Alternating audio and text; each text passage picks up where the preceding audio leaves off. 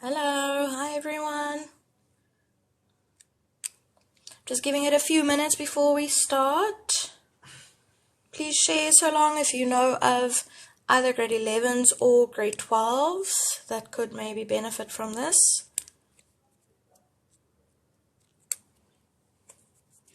Supergirl, why are you laughing? Does that mean that I know you?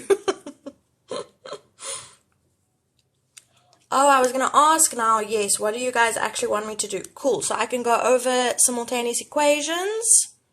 This is not grade 8, this is grade 11 stuff. Oh, no, I don't know you. Okay. Why not grade 8? Because this is a grade 11 live. I'm going to go live for grade 8 again at some point in future. Hello, hello. Grade 12, yes. So in grade 12, you get these types of questions in your first exam question. So your final exam question 1 is always a quadratic equations questions. So yeah, this would be good for grade 12s as well.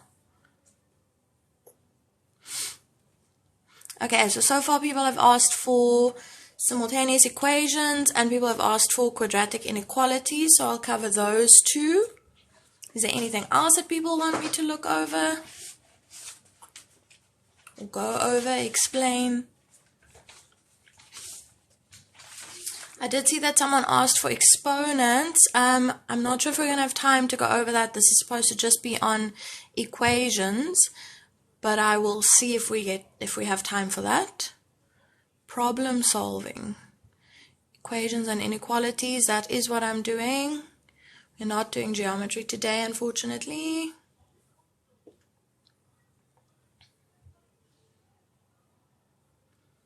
Okay, method, okay. Problem solving, that's a bit difficult because problem solving it's not really something that you can prepare for specifically. You need to just be able to apply the knowledge that you have to an unseen question. So problem solving, yeah, that's not really something that you can prepare for specifically, unfortunately. Good, I'm glad that you saw it. Yes, we are going to be doing inequalities.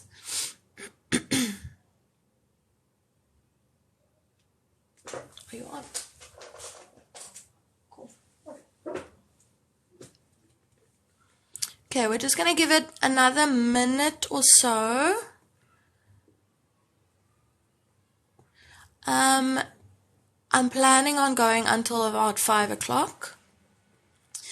I saw that someone asked now if this is good for grade 10. Yes, you do quadratic equations in grade 10, but I am going to do some types of equations that you don't actually do in grade 10, so you might feel a bit lost. So the simultaneous equations, you do those in grade 10, but simpler ones than the ones that we're going to be looking at today. Do I watch Euphoria? I haven't watched the second season yet, but I did watch the first one. I just haven't had time to watch the second one yet. Okay, I'm going to write our first heading so long. So, simultaneous equations. That is what we are going to start with. It's not IB math specifically, but you do need to know these types of equations for IB. You do need to know these types of questions. So yeah, even if you are at an IB school, you can still actually benefit from this as well. I'm gonna try and go live until 5, but I'm gonna have to leave at 5. I am Afrikaans, yes. Okay, guys, I think let's get going so that we can get as much done as possible. Please still share this live with people that you think might benefit from it.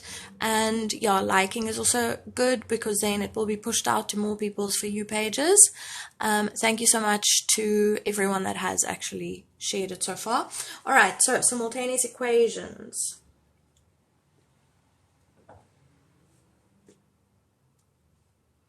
Okay, now the thing with simultaneous equations is that you have to solve for two variables in two equations, right? I'm sure you guys all know that. Just doing my bubble. So what I'll do is I'm going to do an example, and I'm going to write out all the steps for you as well as I am doing the example, so that you have all of those steps. So yeah, simultaneous equations. Then also, guys, while I am writing, it sometimes goes out of focus, so you'll just have to wait until my hand is away and then it will be in focus. Sorry about that. Okay, so simultaneous equations. You have two equations. So I'm just writing EQNS, short for equations, with two variables. So the variables are usually x and y, but they can obviously be a and b. Close the bubble. Oh my goodness. There you go. Okay, so the equations are normally x and y, but they can obviously be different letters. It just depends on the question. So there are actually two methods that you can use. You can use the substitution method, which is what I'm going to do today, but there is also an elimination method, which isn't technically in the syllabus. You won't be tested on that method specifically in your final exams, but you can use it if you prefer.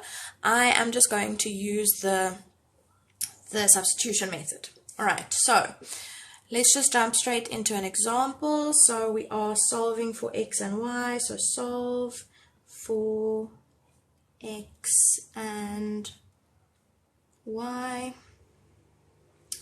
And we have two equations, x plus 3y equal to 5. And the second equation is 2x minus 6y equals 2. Okay, so like you guys can see, or as you guys can see, that there are two equations there, and we also have two variables. So we have an x in both of these equations, and we have a y in both of these equations.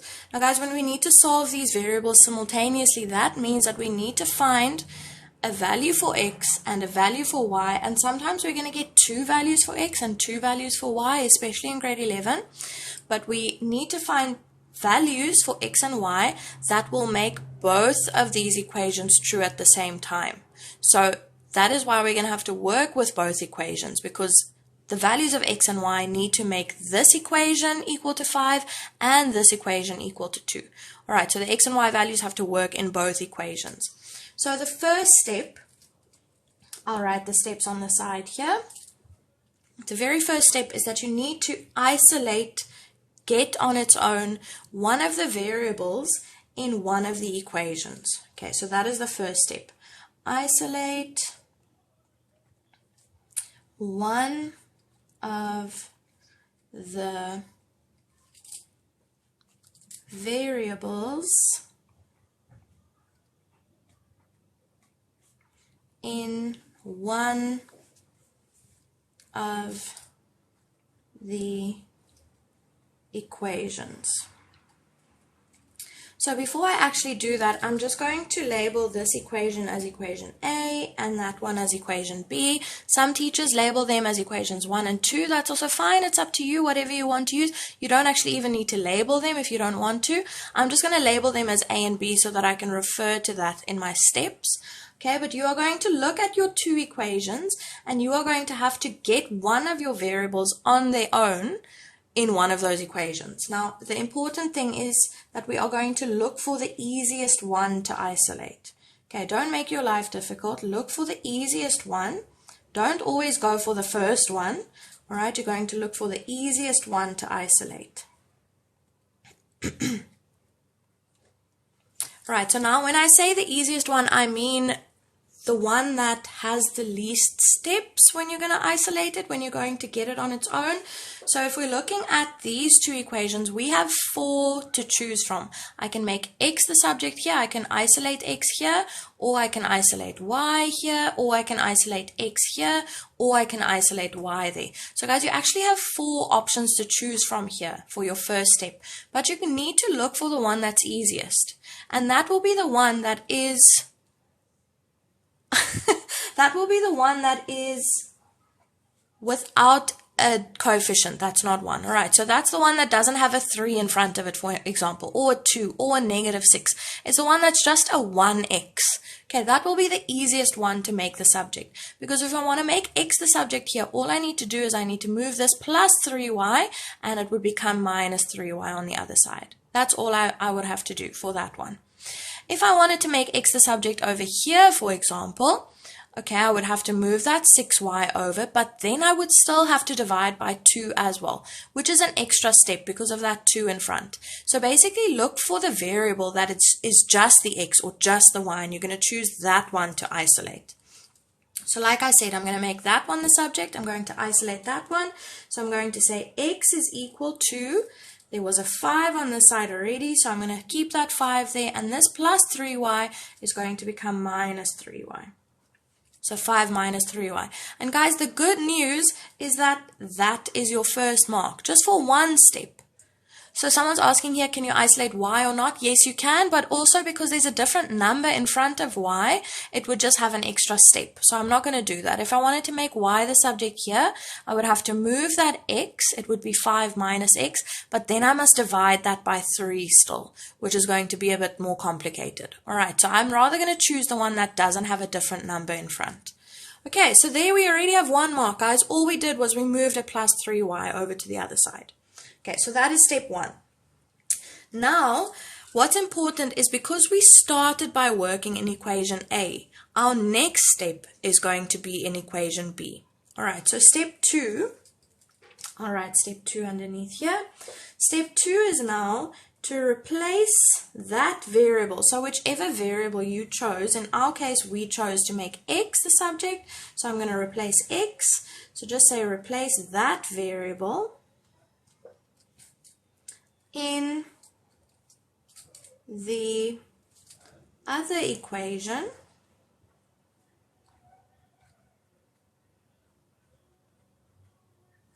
so that is equation B in this case, because we started in equation A, we made x the subject in equation A, so now we're going to put that into equation B. So replace that variable in the other equation with the new expression found in step 1. Okay, so what is quite nice, guys, is if you have a highlighter, if you actually underline or highlight that x, right, the variable that you put, that you isolated, the variable that you got on its own, then in the other equation highlight that as well. What we're going to do is we are now going to, instead of the x in the other equation, in equation B, we're going to replace this x with 5 minus 3y. So instead of saying 2 times x, I'm going to say 2 times 5 minus 3y. So that is my second step.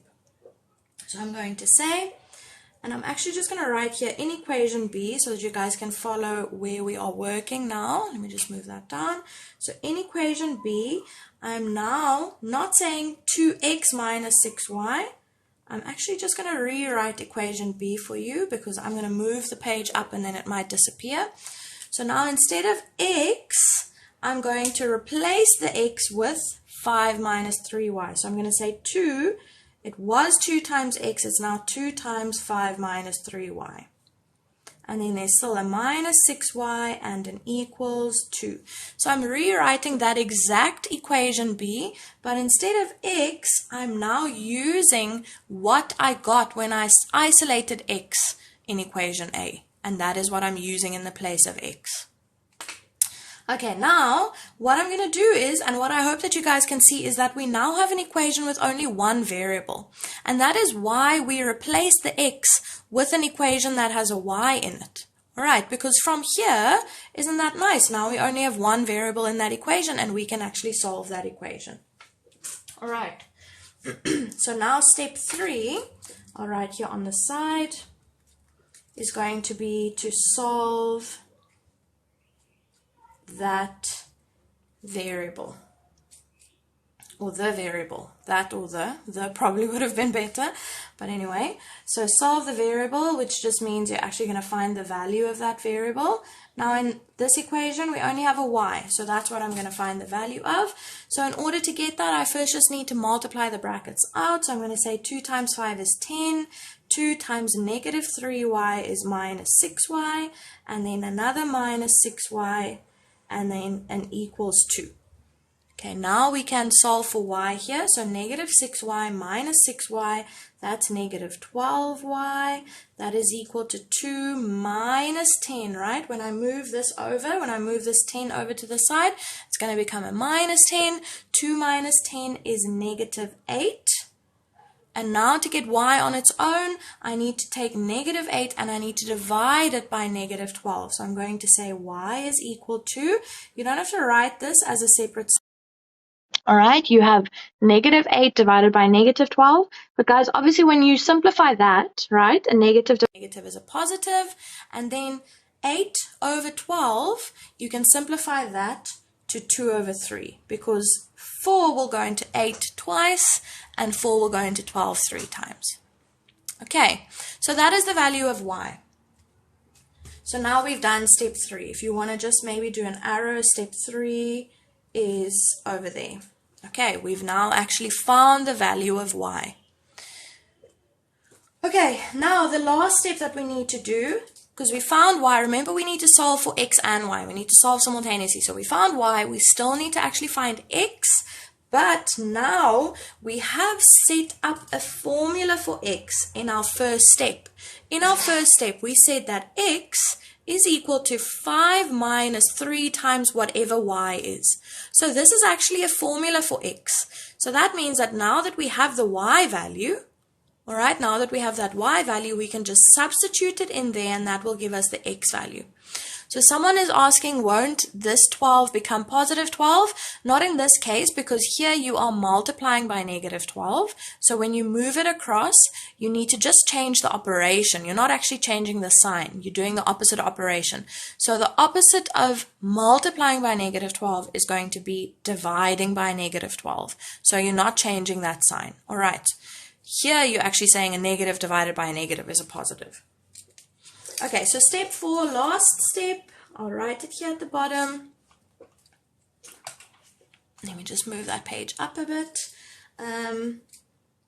Substitute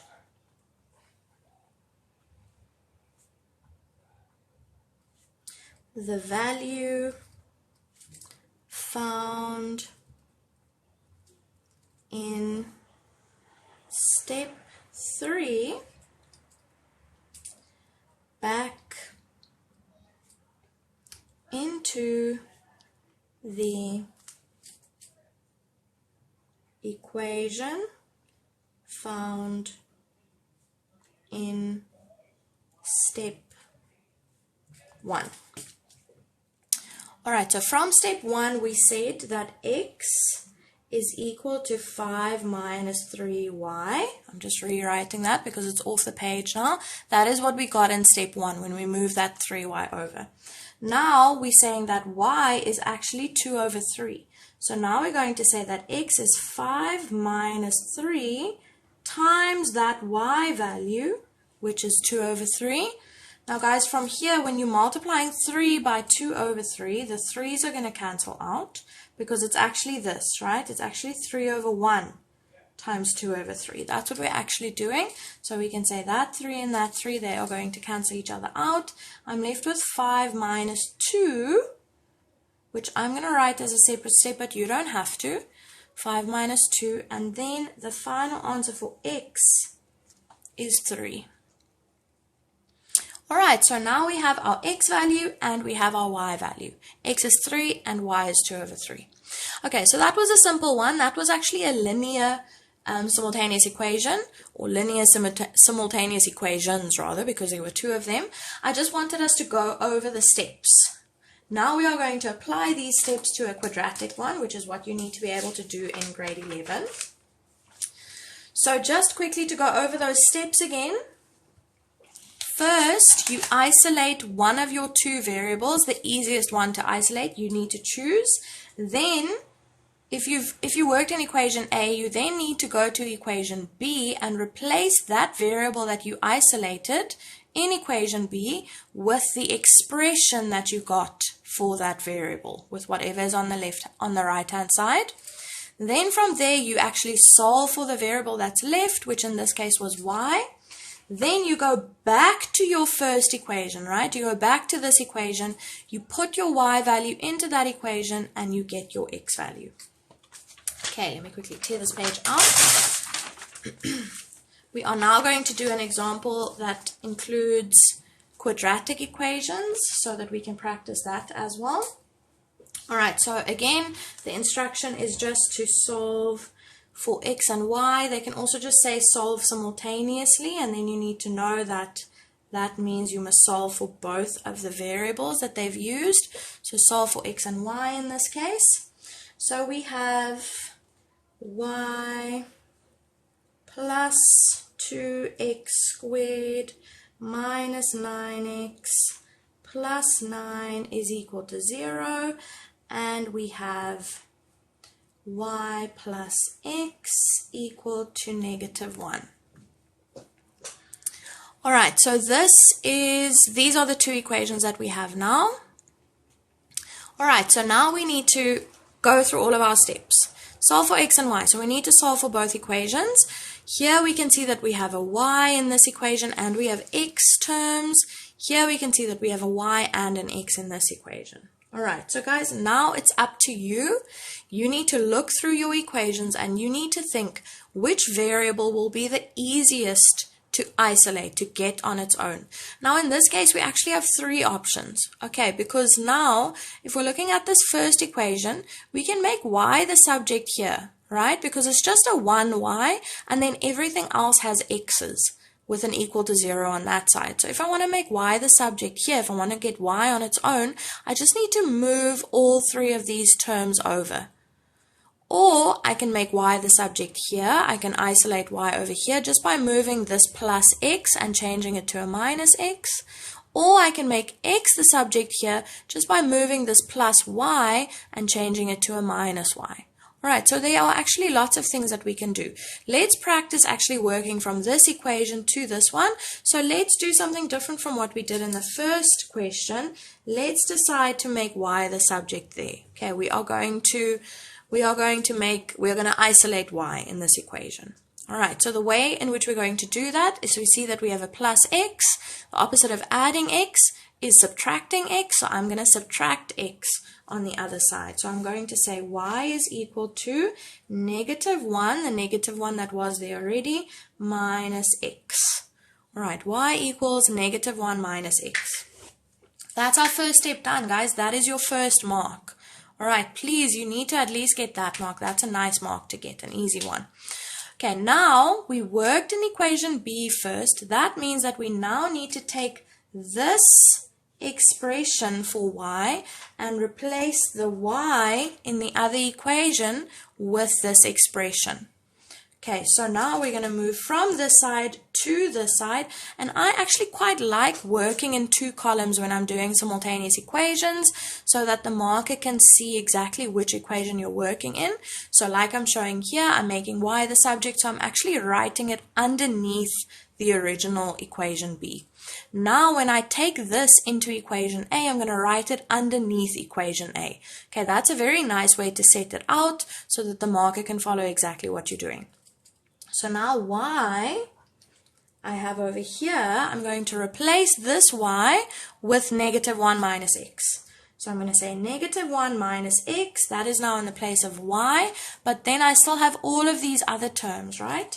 So I need to still write all of those, plus 2x squared minus 9x plus 9 equals 0. Okay, now you can see that we have an equation with only x's. So now we're going to solve for x in this equation. What I'm hoping that you guys are noticing is that we have an x squared. That means that this is a quadratic equation, which is what today's live is all about. All right, with a quadratic equation, it is very important that before you try to solve this equation, you get all of your terms on the left-hand side and make that equal to 0. Very important. In this case, we do have that. In this case, we already have all of our terms on the left, and it's equal to 0, but we have some like terms that we can add together here. All right, so that is very important, guys. With a quadratic equation, I'm going to make another arrow going there. Sorry, we're working with lots of arrows, but this is very important. All terms on left-hand side, LHS means left-hand side, and then equal to 0 on the other side.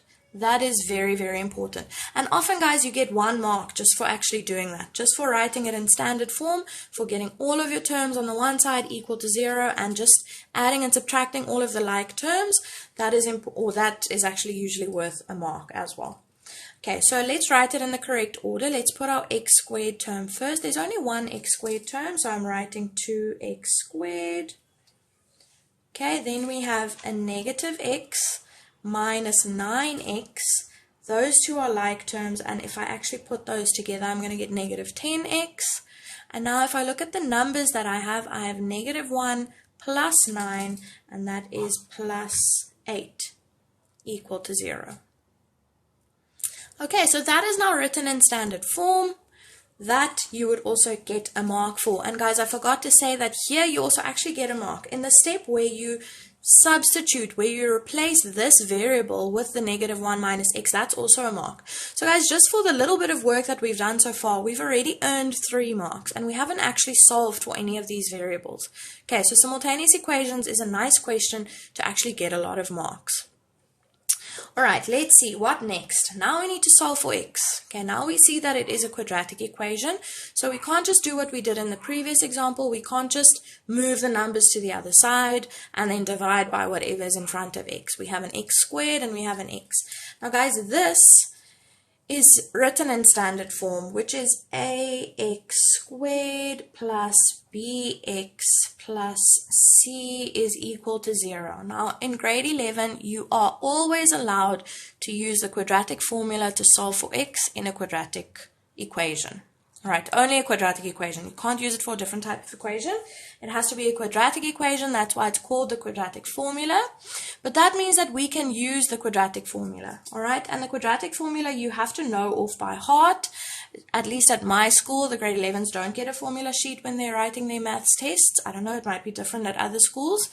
But the quadratic formula is x equals negative b, plus or minus, which means you're going to have one answer where you're typing in a plus and one answer where you're typing in a minus. Then in the square root, you have b squared minus 4ac over 2a. Now, all of these letters in the formula, they refer to these variables in the standard form. So when you see b, that refers to the coefficient, the number in front of the x term, the middle term. When you are seeing an a, it appears in 2 places in this formula. That is referring to the coefficient, the number in front of x squared. And when you see c, which only appears in 1 place in this formula, that refers to the constant term, the term in the equation that doesn't have a variable, the term that's just a number. Now guys, you can use the quadratic formula to get your answers, but if you are comfortable with factorizing, you can still do that if it's an equation that can be factorized. So I'll just show you both options quickly. Now, if you want to factorize, I suggest that in this case, we see that there is a common factor of 2. Right, do we see that 2 will go into all 3 of these terms? So let's just take out that 2 to make it a bit easier. Someone's asking, do you always have to use the formula? No, you don't have to. You can just factorize if it's one that you can factorize, which is what I'm going to show you now. But you can always use the formula. In some cases, you won't actually be able to factorize, but the formula will always work. So it's up to you. All right, so let's take out a 2 as a common factor here.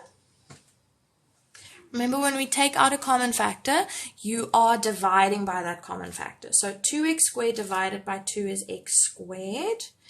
Negative 10x divided by 2 is negative 5x, and 8 divided by 2 is 4, and that is equal to 0.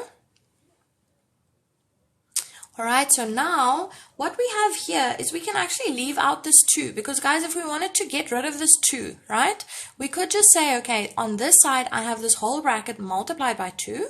What's the opposite of multiplying by 2? It's dividing by 2, right? So if I want to take that 2 to the other side, I'm going to say, what do I have on the other side is 0. So whatever is on the other side, I now need to divide that by 2. So 0 divided by 2 is just 0. Right? So actually, if you were to move that 2 over to the other side, it would go away from the left-hand side, obviously, because you've moved it. And then you're just going to say 0 divided by 2, which is just 0, right? 0 divided by anything is just 0. So you can actually just leave out that 2 from the start. All right, you don't even have to show this line where you're taking it out as a common factor. You can go straight from this line to that line. A lot of teachers say, let's divide through by 2. All right, they don't use the terminology, let's take out 2 as a common factor and then divide it out, all right? But this is actually what you're doing. You're actually taking it out as a common factor and then saying that 0 divided by 2 is just 0. Okay, but you can skip this middle step. You don't have to show this step. Okay, so now here, let's factorize this. We are going to look for factors of 4 because the last value there is a 4. We're going to look for factors of 4, and the sum of those factors, because that's a plus, the sum of those factors must be -1, -5. Oh my goodness, sorry, it's because I'm reading comments while I'm teaching. So we're going to look for factors of 4. I'll write it on the side here. Factors of 4, factors of the constant term, the number, because there's a plus in front, the sum of those factors must equal whatever the number is in your middle term, the coefficient of x, -5. Okay, so now if the sum must be a negative number, then they both are actually going to have to be negative. So let's think of factors of 4. There are only 2 options, right? There's 4 and 1, and then there's 2 and 2. So I'm just going to write it here, 4 times 1, and there is 2 times 2. All right, but now the sum needs to be negative. So I actually need to work with -4 and -1, like that, or -2 and -2.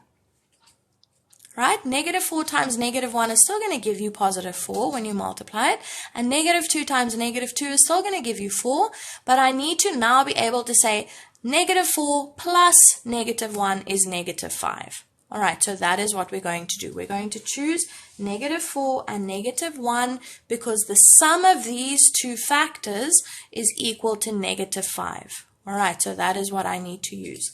So I'm going to say x minus 4, x minus 1 equal to 0. Okay, now from there, when you have two brackets equal to 0, the product of two brackets equal to 0, you're going to have to say the one bracket equal to 0 or the other bracket equal to 0. So we're going to say x minus 4 is equal to 0, and you don't have to write this step if you don't need to. But this is what we're actually doing. We're taking both brackets and we're making them equal to 0. Now, guys, you have to put the word or there in between. In matric finals, you actually lose a mark if you write and. Okay, x can't be two values at the same time. X can be equal to two values, yes, but not at the same time. So we have to put the word or there. Now here, to get x on its own, I must just move that minus 4. So x is going to be 4, and then x is going to be 1 on the other side. Okay, so you can factorize, yes, absolutely. If it's easy for you to factorize, then please do so. Or I'm just going to show quickly, if you don't want to factorize, you can actually just use the quadratic formula.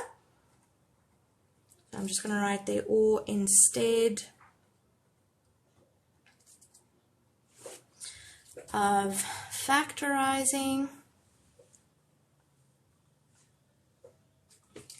You can use the quadratic formula, so I'm going to say x is equal to, okay, so now the quadratic formula is off of the screen. There we go, it's there at the top. I'm going to use the quadratic formula there. Now, guys, if we're looking at this equation, right, this is our equation that we are solving. Your a value is 1, your b value is -5, and your c value is 4. So those are the values that we are going to put into this equation. All right, so my b value is -5, so the equation is saying negative b, so negative 5, because b is -5. So we're going to say -5 plus or minus the square root of b squared. Again, b is -5, so we're going to do -5 squared minus 4 times a, which is 1. Remember, if there's no number written, that's a 1. Times c, which is 4. Right. That is then all over 2a, 2 times a, so 2 times, again, my a value, the number in front of x squared, is 1. Okay, then you would type that into your calculator with a plus. That will give you your first answer. So when you are typing that in, I'm now not sure which one comes first, all right, but you will get both of them. So you're going to type in all of this with a plus, you press equals, you get an answer. Then you're going to use the arrow button on your calculator. You're going to go to the plus, you're going to delete it and put in a minus in its place, and that will give you the other answer. Okay, so then you will also get the same 2 answers. And guys, you will get full marks for both methods. It doesn't matter. There's no preference in terms of marking, all right? Both answers or both methods are valid, so you will get full marks for both. Now, if you are using factorizing, you have to show your factorizing line, so this will be worth a mark, and then you will get 1 mark, maybe 2 marks for your answers there. If you are using the quadratic formula, you have to show the line where you are substituting all of your values in. Okay, if you don't show this line, you're not going to get a mark there. So you will lose a mark if you don't show the substitution step, and then you'll get your mark for the answer. Okay, so now we've solved for x, guys. Let's just quickly get back on track. We kind of went off on a tangent there talking about just quadratic equations in general, but remember, what are we actually trying to do here? We are trying to solve for x and y. Okay, so we had these 2 equations. We made y the subject. We replaced y in the first equation with that, and now we've solved for x. Okay, so we have our 2 answers. So now, this last step, that was step 3, actually solving for x. Step 4 is to now take our 2 values that we got for x, right? Now we have 2 possible values for x.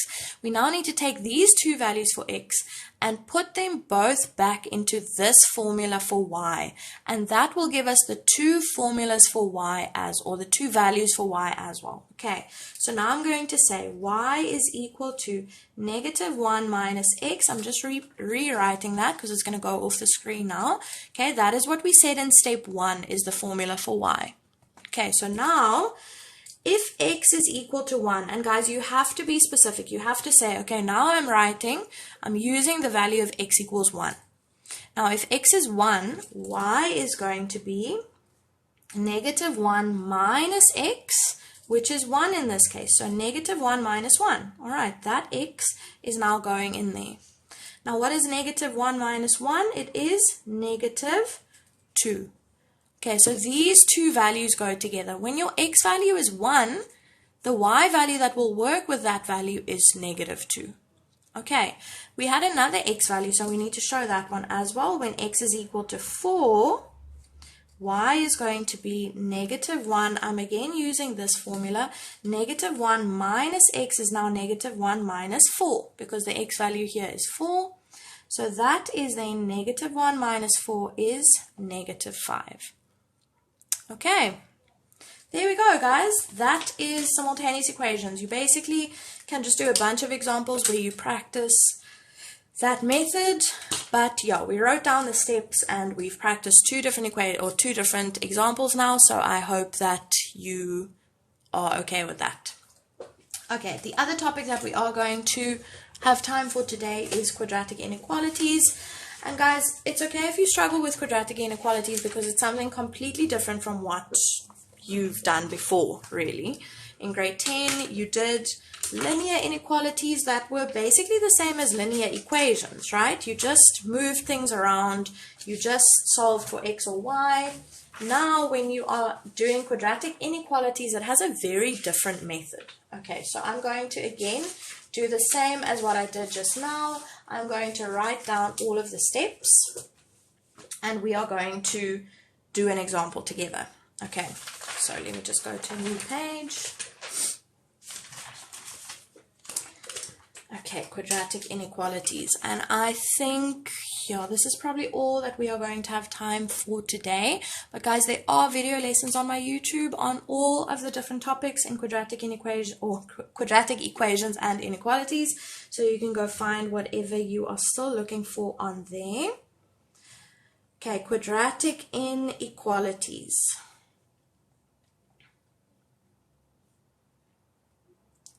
Alright, let me just draw my bubble, and I will make sure to close it this time. Quadratic inequalities. Okay, I think my moderator is doing a good job here, hey? Answering all the questions.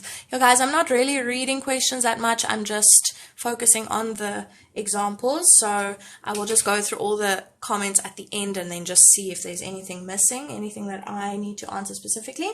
Okay, quadratic inequalities, we need to solve for x. Alright, I'm going to do a simple one and use the simple one just to show you guys the method. So the question is x squared minus 9 greater than 0. Now, hopefully we all can see that this is different from an equation, right? Because there's not an equals. There is a greater than 0. Okay, greater than. Now, it's important that, again, just like a quadratic equation, we need to make sure that all our terms are on the left-hand side and we just have a 0 on the right. I will explain why when we get down to our actual number line that I'm going to draw. But that is important, guys. Just like with a quadratic equation, we need to make sure all terms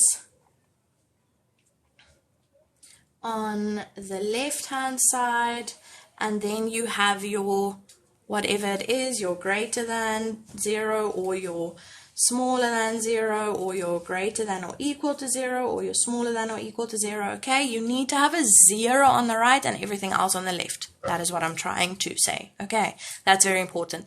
In this case, it was already given in that form, but it won't always be, okay? Sometimes they put like the 9 on the other side. Then you need to remember you must first move it across so that you have your 0 on this side.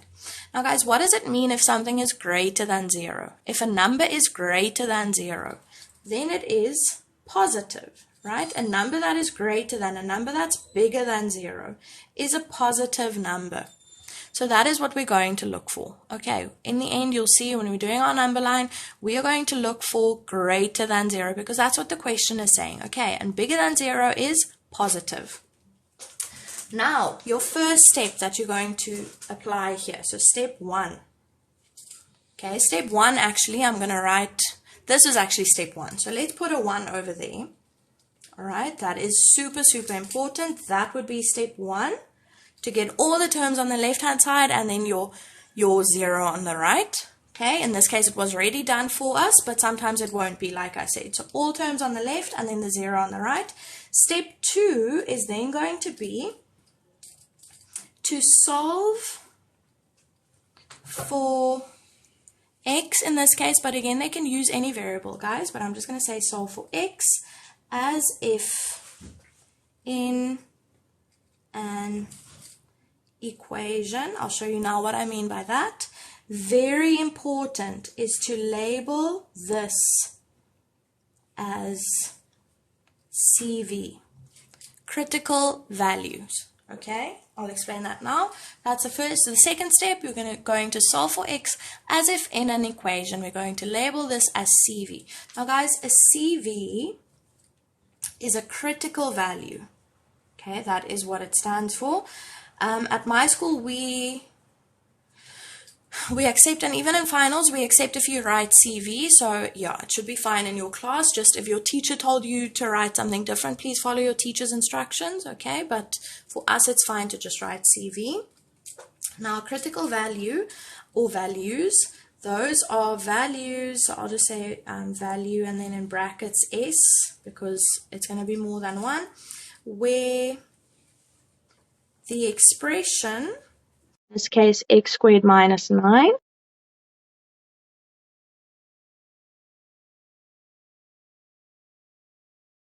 equal to 0. Okay, so we're actually going to now say CV. And guys, you have to write CV. Very, very important. If there's no CV there, you're actually going to lose marks. Okay, so please, please, please, if you take anything from this live, it is that when you are making this equal to 0 and solving, you have to write CV for critical values. Okay, so CV, super important, critical values. We are now going to find the values where this equation is actually equal to 0. Okay, I know we're supposed to be solving for where it's bigger than 0, but we're going to get to that later. Okay, so we first are making it equal to 0, and now we're going to solve for x. Now guys, here you can solve it in whichever way you want. Again, it's a quadratic equation, so you can factorize and then solve, or you can use the quadratic formula if you want to. I'm just going to factorize because this is quite an easy one to factorize. This is a difference of 2 squares, so I'm going to have my 2 brackets equal to 0. Remember, when you're factorizing a difference of 2 squares, you take the square roots of each term. So the square root of x squared is x. The square root of 9 is 3. You put a plus, you put a minus. Okay, and then that is factorized there. And then like we saw in the previous example, now when you have the product of 2 brackets equal to 0, you have to take each of those brackets and make them equal to 0.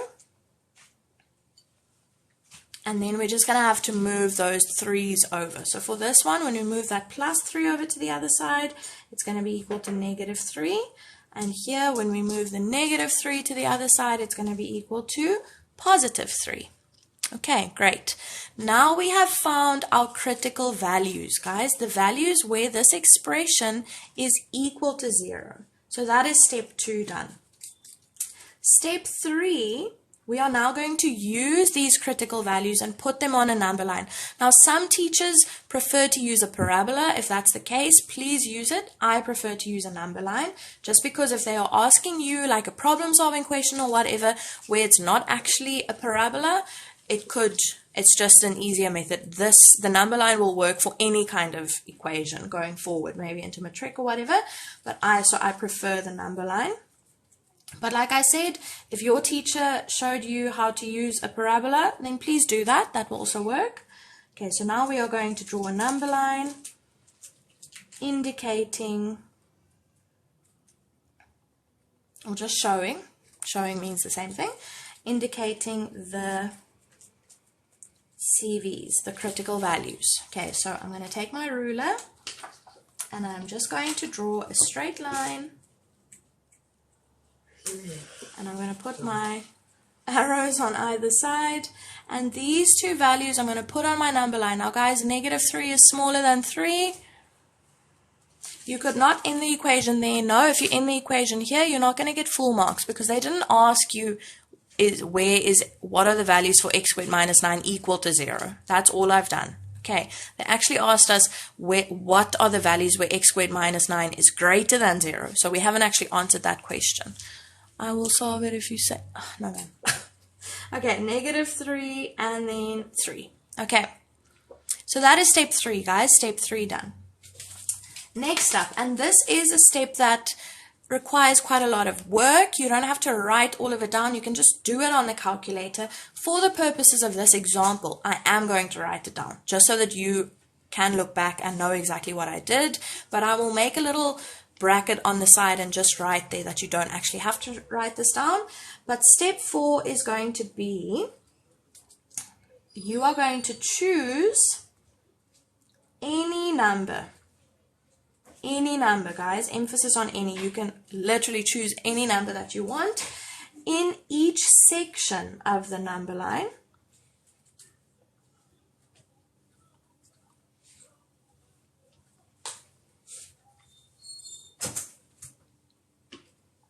So I'll show you now what I mean by each section of the number line.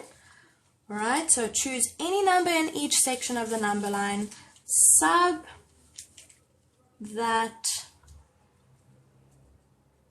number into our actual question, x squared minus 9. And indicate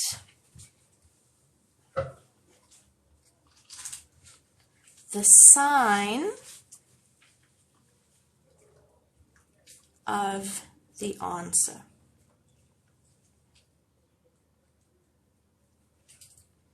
Okay, so you'll see now what I mean by that when I actually do it. You might be a little bit confused at this point, but that is what we're going to do next. So let's just go over the steps that we've done so far.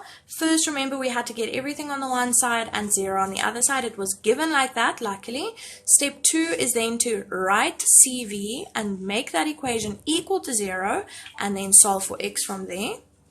The next step would then be to draw your number line with those two values that you got for x actually indicated on your number line. The next step is then to choose any number in each section of this number line that we have now drawn and then sub that number in. Okay, so now when I say each section, I need you guys to understand that this number line has 3 parts to it. All right, we have these values over here. These values over here represent... it says my device is overheating, so let me just get something cool quickly to put on my phone. I'll be back in 1 second. Thank you. Okay, I hope that helps. Guys, if this live goes off suddenly, then it's just because my phone closed TikTok, but then just give me a few minutes and I'll be back. Okay, sorry about that. Phone issues. Okay, I'm going to keep an eye on when it goes off, if it does, but I put something cold on top of it now. Okay, like I was saying, this number line consists of 3 sections, 3 parts. So all of the numbers here to the left of -3 are numbers. Hello, I'm back. Sorry. Sorry guys, my phone overheats and then TikTok closes and then I first need to wait for my phone to cool down again. If anyone else has a Samsung S21 Galaxy, you will probably have the same problem. And let me know if that's the case and how you fix it, because it's very frustrating. I'm just going to give it a couple of minutes, maybe 2 or so, for people to just join. I think maybe people left and now they're getting notified again that I'm live. So we'll just give it a couple of minutes. And guys, I'm just going to keep going on this example, finish it, and then I'm going to have to log off, unfortunately. Sorry about that. But I think what I'm going to do in future is I'm going to have shorter lives more frequently because of this whole phone issue, and then also so that I can actually go live more often. If friends of yours were on this live, can you please just share so that they can be notified that I am back? But thank you for those of you that stuck around, and I am really sorry about that. Okay, we will just wait for until 4:59 and then I will get going again. Thank you so much for all of the likes, guys. I haven't actually been paying attention to the comments or the likes, but I see that we are on 10.9. I think that is the most that I have ever gotten in any live, so thank you so much. That's great. Can you please show step 1? I just want to screenshot it quickly. Let me move this down. There you go. There, the note is from the top. Oh, 11.3K. That's amazing. Thank you, guys. That's the most I've ever gotten. Well done. It's very exciting. 11.4. Oh, you guys are the best. Okay, guys, let's keep going before this phone starts getting hot again. Okay, so as I was saying, sorry, we were on step 4 and we were going through what the step actually means. All right, so this number line and any number line that you will draw in a quadratic inequality consists of 3 sections. So we have values on the left of -3. These are all numbers that are smaller than -3. So for example, -4, -5, -6, -10, -20, whatever, okay, all numbers that are smaller than -3. So we are going to choose any number that is smaller than -3, All right, so I am going to choose, and guys, like I said, you can choose any number that you want. You don't have to choose the same number as me. I'm going to choose -4. Okay, -4 is smaller than -3, so I'm just going to go with that. So I'm going to say x equals -4. Okay, I'm choosing any number. All right, you can choose a different number if you want. Now what we're going to do is we're going to substitute it into this original question that we had, x squared minus 9. So I'm going to say -4 squared, because now it's x squared and xi, now I'm choosing -4 for x. So -4 squared minus 9, and I'm going to work that out. Now guys, this is what I was referring to earlier when I said you can actually just do this on the calculator. Okay, so you don't have to write this down. I'm just writing it down so that when you look back at this example, you can remember what we actually, how we found what we put on the number line. Okay, so -4 squared is 16 minus 9 is 7, right? Positive 7. Now that is the important thing, guys. It doesn't actually matter that it's 7. The only thing that matters is the sign of the answer, because you could have subbed something else in, right? You could have subbed in -5. You would have gotten a different answer, but it would still have been positive. You could have subbed in -10. You would have gotten a different answer, but it would still have been positive. So that is what we're looking at. We're not looking at the value of this answer. We're looking at the sign, okay? And that is what you put on your number line. So just above this section, you're going to actually indicate a plus, all right, to show that any value, if you had chosen a different number here, you still would have gotten a positive answer, all right? So any number that's smaller than -3, if you substitute it into x squared minus 9, it will give you a positive answer. Now, the second section of this number line is between the two critical values, so between -3 and +3. Now, guys, you can choose any number between these two, any number between -3 and +3. All right, you can go with -2, -1, 0, 1, or 2, or even numbers that are decimals, okay, if you wanted to, but I would just suggest to go with a whole number.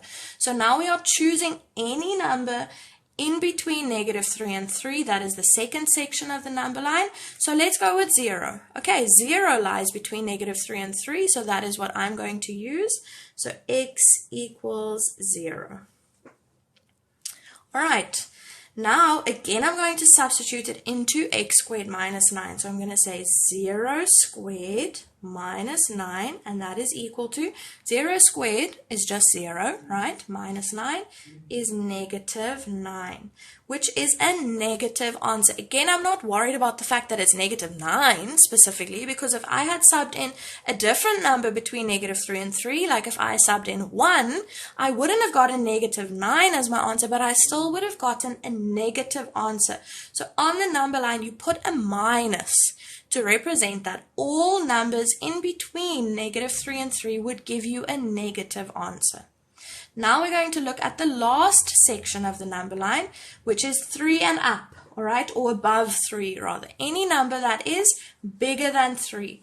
Again, now you can choose any number that's bigger than 3, all right, that lies on this side of 3. Guys, this is a literal like number line going from negative numbers to 0 and then positive numbers.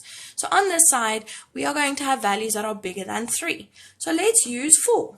All right, I think we can all agree that 4 is bigger than 3. So I am now choosing to sub in x equals 4. Again, you can sub in any value that you want. It doesn't have to be 4. It can be 5. It can be 10. It can be 15. Whatever number you want to sub in there.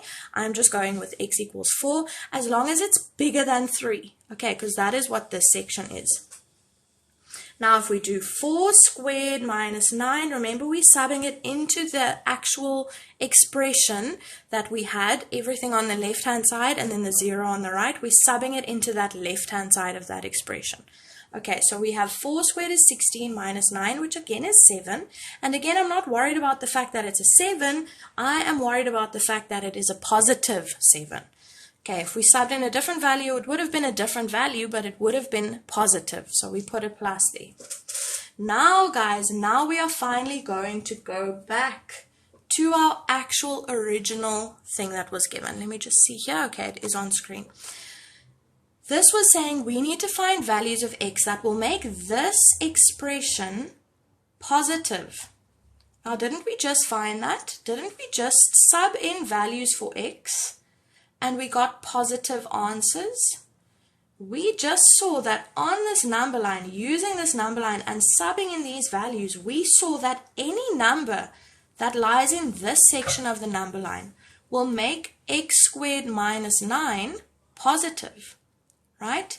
Any number on this section of the number line, so any number that is smaller than -3. So x smaller than -3. That is that section of the number line that I've circled, the positive section. Is there another section on this number line that will make x squared minus 9 positive, like they're asking for? They're asking which values of x will make x squared minus 9 positive. Here we have another plus, right? We said that if we sub in any value that is bigger than 3, it will make x squared minus 9 positive. So any value bigger than 3, so I'm just going to write or again, x can be any value bigger than 3. And this is your final answer, guys. So you use your number line, you're subbing in values to get in which sections of the number line it's going to be positive and in which sections it's going to be negative. The question is asking for positive, so you write down what those sections are. This section is all values smaller than -3, so we write x smaller than -3, and then all values bigger than 3, so we write x bigger than greater than 3, and that is the answer. Someone's asking if I can write this in set notation. Absolutely, you can write it as x is an element of, right? Some people also call this interval notation. Now, if it's smaller than -3, there's no end to that interval or to that section, right? It keeps going. So we need to say -infinity to -3. And because it's not equal to -3, it's just smaller than, we need to use a round bracket. Or you can also use the u. All right, that also means or, but this actually isn't in the syllabus, but some teachers still use it. 3, so now we're going to say from 3 to positive infinity. So again, a round bracket for 3 because it's not equal to 3, and then infinity like that, also with a round bracket. Now guys, if this question was asking for, I'm just going to make a note here at the bottom, if the question was actually saying x squared minus 9 smaller than 0, right? So smaller than 0, if a number is smaller than 0, that means that it's negative. Then if that was the question, we would have followed all the same steps. We would have factorized x squared minus 9, gotten our critical values, right? These two values, we would have drawn our number line, we would have subbed in values plus, minus, plus. The only thing that would be different would be the actual answer, because now in this one that I've added here, it's now saying which values of x will make x squared minus 9 negative. So negative here. So then we are going to look at that middle section. So I just want to show you guys how you would write that answer for the middle section. Now guys, can you see, remember the middle section, we said when we had to choose a number here, we said we can choose any number between -3 and 3.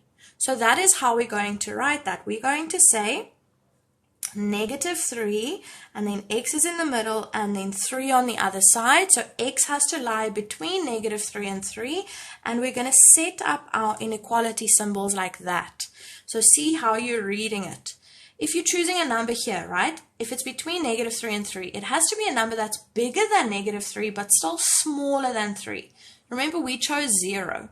0 is a number that is bigger than -3, but 0 is also smaller than 3 at the same time. So that is how we're supposed to read it. You're supposed to read it from the inside out. So x is bigger than, right, if we're reading it from inside out, x is bigger than -3, but at the same time, because it's written as one thing, x is smaller than 3. Okay, so that is how you would write it. If you wanted to write it in set notation, it's actually a bit easier. You would say x is an element of, now it's just from -3 to positive 3 like that. And guys, in grade 11, we don't actually mind. You can write it in either notation. It's up to you. In some schools, I suppose they could specify which notation you need to use, but at my school, we don't, and in matric finals, they also don't. Okay, so you can use inequality notation, or you can use set notation, interval notation. It's entirely up to you. Okay, that is all that we have time for today, guys. I am going to save this recording to my YouTube channel. It should be up tomorrow. I'll try and get it up as soon as it's ready. I first need to wait for TikTok to convert it and make it available for me to download, but I'll make a post on my actual profile when it is live so that you can go take a look. And then also, I said it before, but maybe some of you are new, maybe some of you didn't hear this, all of my quadratic equations and inequalities lessons that I teach in my own classroom, I record them and they are on my YouTube. The sound is a bit spotty at times because it's a document camera that's recording my voice and I'm obviously speaking through a mask. So I do apologize if the sound isn't great, but it is just in the same format, like it records all of my notes, exactly what I'm writing down and all of the examples that I'm doing. So if I wasn't able to get to what you wanted me to get to today, I'm sorry, but there is that option for you. You can go look at my YouTube. Guys, 17.8k likes. That is amazing. Thank you so much. 17.9 that is really great. I hope that I see you guys at the next live. I will announce when that is on my profile. Please follow. Please let your friends know that I am here and I'm doing maths content. And thank you so much. I hope that this was helpful. Enjoy the rest of your Sunday. Thanks, guys.